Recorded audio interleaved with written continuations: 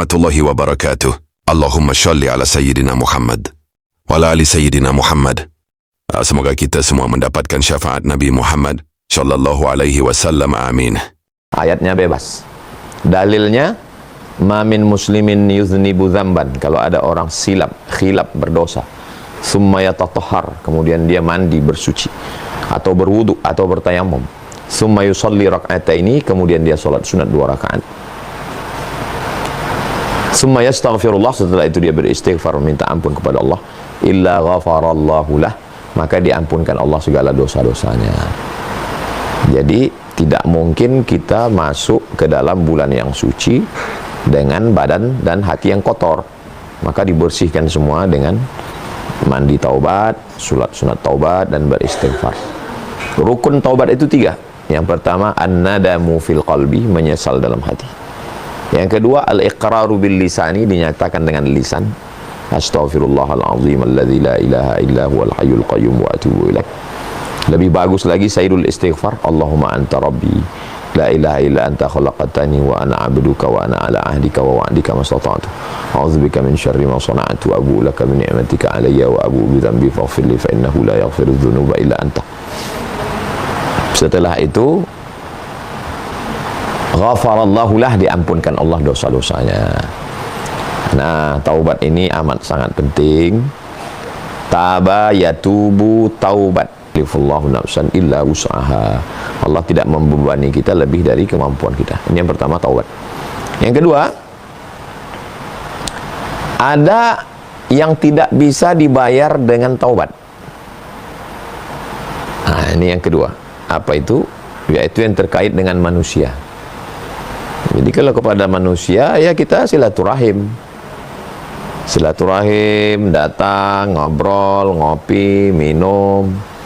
Nah, itu untuk, karena menangis pun kita di pintu Ka'bah terkait dengan masalah dosa kepada manusia. Kalau kepada Allah Subhanahu wa ta'ala dengan sholat sunat taubat, tapi kalau kepada manusia ini, maka kita dengan cara minta ampun, minta maaf.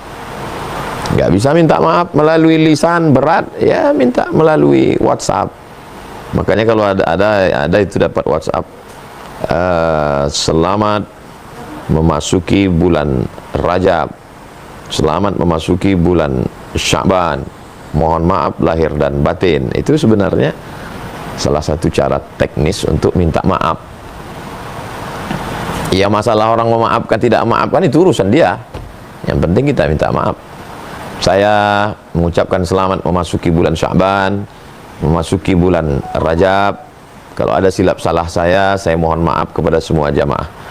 Kata jamaah, saya nggak mau maafin Ustaz. Ya bukan urusan saya.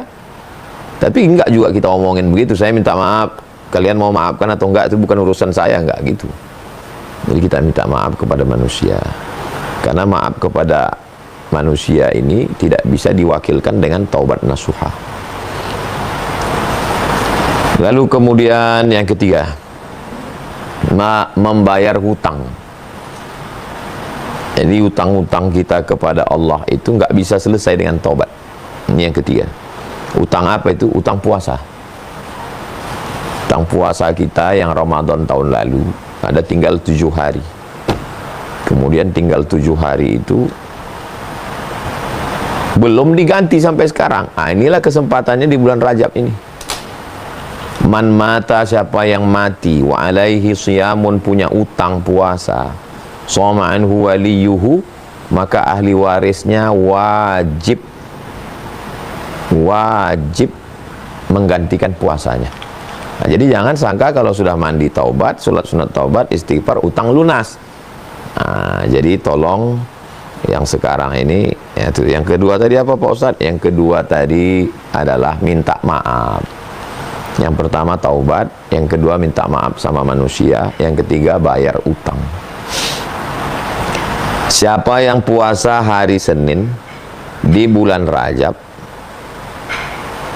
mengqadha bayar utang, maka dapat 3. Qadhanya lunas, dapat puasa sunat Rajab, dapat puasa Senin. Tapi niatnya qadha saja. Saya niat puasa qadha lillahi ta'ala. Nah, ini Kenapa saya sebut tadi 7 ya? Karena saudari-saudari kita perempuan mungkin tinggal puasanya. Adapun bagi laki-laki bisa jadi lebih banyak daripada perempuan. Ya karena mereka musafir, lalu nggak puasa karena sakit, nggak puasa karena banyak alasan. Maka diganti, bayar utang puasa di bulan Rajab ini. Bulan Sya'ban juga nanti bagus. Yang keempat, apa persiapan kita? Ibadah kita ini dengan ilmu. Jadi kalau kita tidak tahu mana rukun, mana syarat, mana wajib, mana sunat, apa yang membatalkan, apa yang memakruhkan, apakah gosok gigi itu membatalkan puasa atau tidak, apakah kumur-kumur, apakah suntik. Maka yang keempat adalah ilmu tentang puasa.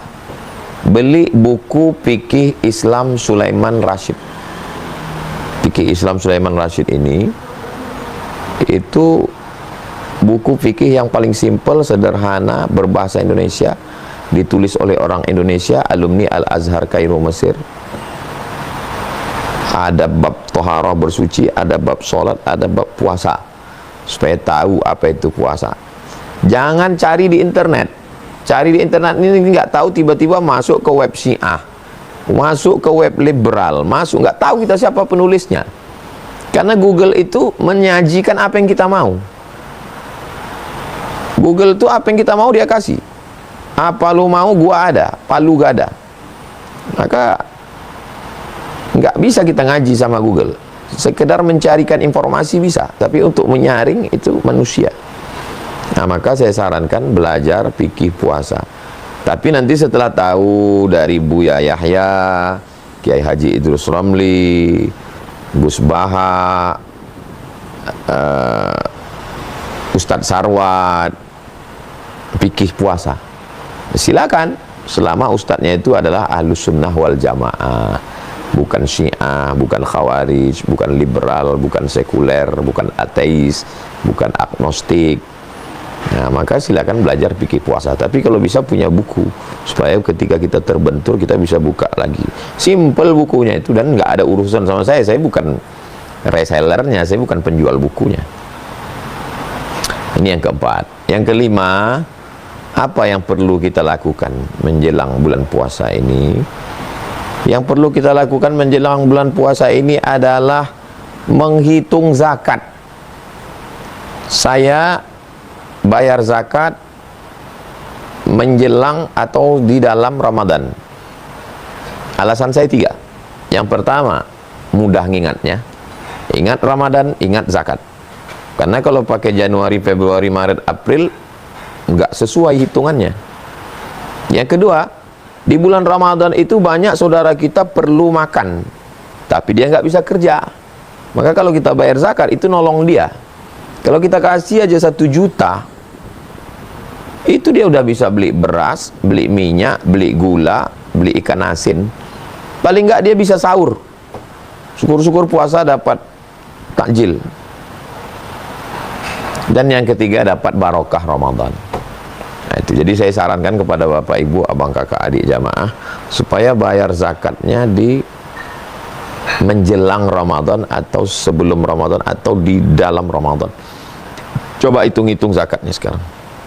Yang punya tabungan seberat 85 gram emas, 1 gramnya 1 juta, kali 85 gram, 85 juta. Tambah uang itu, uang ini 100 juta. Keluarkan zakatnya 2,5 juta. Uang saya 1 miliar Pak Ustadz, 25 juta. Uang saya 10 miliar Pak Ustadz, 25 juta kali 10, 250 juta. Itu sangat bermanfaat buat umat. Mereka ini bukan untuk kaya.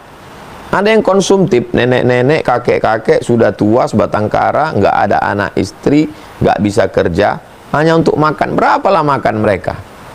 Belikan beras, belikan minyak, telur ayam, sarden, serahkan. Di Ramadan, gula, kopi, teh, itu sudah tenang sekali mereka beribadah kepada Allah Subhanahu wa Ta'ala. Poin yang keenam, siapkan budget Ramadan lebih dari budget luar Ramadan. Loh, Ini Ramadan kan makannya dikit. Biasa makan pagi, makan siang, makan malam. Ini makan siang nggak ada. Kok malah budgetnya lebih? Tujuan nambah budget Ramadan, wahai bapak-bapak kepala rumah tangga, supaya istrinya nanti sore masak kolaknya. Di rumah berapa orang? 5. Bapak, ibu, anak 3. Buat 10.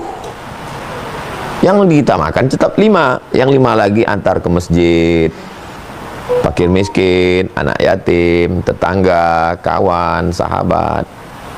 Nah, ini kita bisa berbagi begitu. Ini amat sangat baik sekali. Man fattara sha'iman, siapa yang bagi buka puasa kepada orang yang puasa. Kita ada takjil on the road, sahur on the road. Ini sebenarnya motivasi, sosialisasi, bagus dilanjutkan. Nah, ini berbagi ke jiran, ke tetangga, ke masjid, ke surau, ke langgar, musola. Nah, makanya budgetnya kita tingkatkan. Kita nggak usah makan banyak-banyak, karena yang namanya puasa ini bukan menahan selera lalu dibalaskan saat berbuka, bukan gitu. Tapi ini adalah untuk kita semua, supaya nanti pas saat kita berbuka, kalau makanan itu enak di tenggorokan kita, ya enak juga di tenggorokan saudara kita. Itulah makna bersaudara, itulah makna ukhuwah, itulah makna persaudaraan. Yang ke-7, yang terakhir, apa yang bisa kita lakukan? Latihan dari sekarang. Latihan puasa itu tadi yang qadha itu. Latihan bangun malam. Karena kalau ujuk-ujuk tiba-tiba malam pertama itu berat. Dari sekarang coba setel 1 jam sebelum subuh. Kalau di Riau, kami di Sumatera ini subuhnya jam 5. Nah, coba setel bangun jam 4. Alah, bisa karena biasa. Jadi kalau sudah terbiasa bangun jam 4, mandi, sholat sunat taubat, sholat sunat wudu dulu, sholat sunat wudu, sholat sunat taubat, sholat sunat tahajud, sholat sunat hajat. Syukur-syukur bisa puasa sunat. Latihan bangun malam, latihan sholat. Karena nanti ada sholat tarawih. Kalau langsung pertama, berat sekali.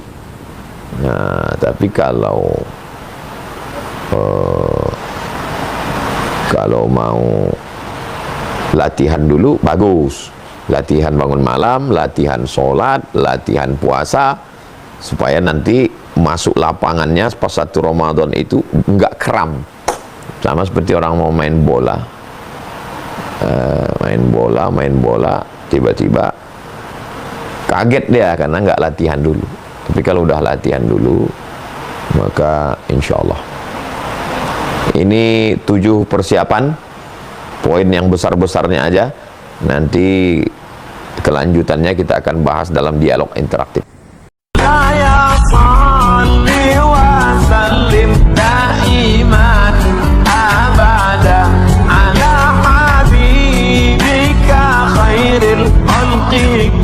Assalamualaikum warahmatullahi wabarakatuh.